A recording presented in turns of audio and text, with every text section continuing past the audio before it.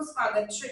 રાજકોટ જિલ્લાના ઉપલેટાના ગાંધી ચોક ખાતે ખેડૂતોમાં રોષ જોવા મળ્યો છે।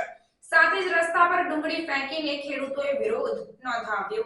ઉપલેટા ખાતે ખેડૂતોએ પોતાના ટ્રેક્ટર લઈને મફતમાં ડુંગળી વેચી। સરકાર દ્વારા નિકાસબંધી હટાવવામાં નહીં આવે તો ઉગ્ર આંદોલન કરવામાં આવશે। ત્યારે ખેડૂતોએ આગામી ચૂંટણી બહિષ્કાર કરવાની ચીમકી પણ ઉચ્ચારી છે અને રસ્તા પર ડુંગળી ફેંકીને ખેડૂતો પોતાનો વિરોધ નોંધાવી રહ્યા છે। હું લાખાભાઈ ડાંગર, પૂર્વ તાલુકા પંચાયત પ્રમુખ। છેલ્લા 15 દિવસથી સરકાર દ્વારા જે ખેડૂતો માટે જે કપરો નિર્ણય લેવામાં આવ્યો છે, ડુંગળીના ભાવ જે નિકાસબંધી કરવાના કારણે ખેડૂતો અને પોષણક્ષમ ભાવ નથી મળતા, ખેડૂતોને ડુંગળી ખેતરના હેઠે રસ્તામાં વેચવા આવે તો એનો કોઈ ભાવ નથી પૂછતું। આ પ્રકારની સ્થિતિ પૂરા ભારતની અંદર અને સમગ્ર સૌરાષ્ટ્ર અને ગુજરાતની અંદર ખેડૂતોની હાલત કફોડી થઈ ગઈ છે।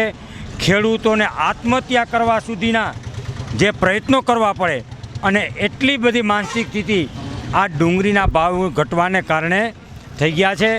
સરકાર પાસે ખેડૂતો રાતા પાણીએ રોવે છે, છતાં પણ આ મૂંગી બેરી સરકાર એના ખેડૂતોના એમને દયાહીન થઈ ગઈ છે। ત્યારે અમારા બધાનો કોંગ્રેસ પાર્ટી અને વિપક્ષ દ્વારા આ ડુંગળીના ભાવ ખેડૂતોને પોષણક્ષમ મળે એના માટે આજે અમે આ કાર્યક્રમ તો નહીં પણ અહીંયા ખેડૂતો જે ડુંગળી વેચવા આવ્યા છે એને જોઈ અને આ બધા જ સમજી લેજો લોકો આવ્યા અને અમે જોયું ત્યારે અમારું પણ હૃદય સમજી લેજો દ્રવી ઉઠે છે।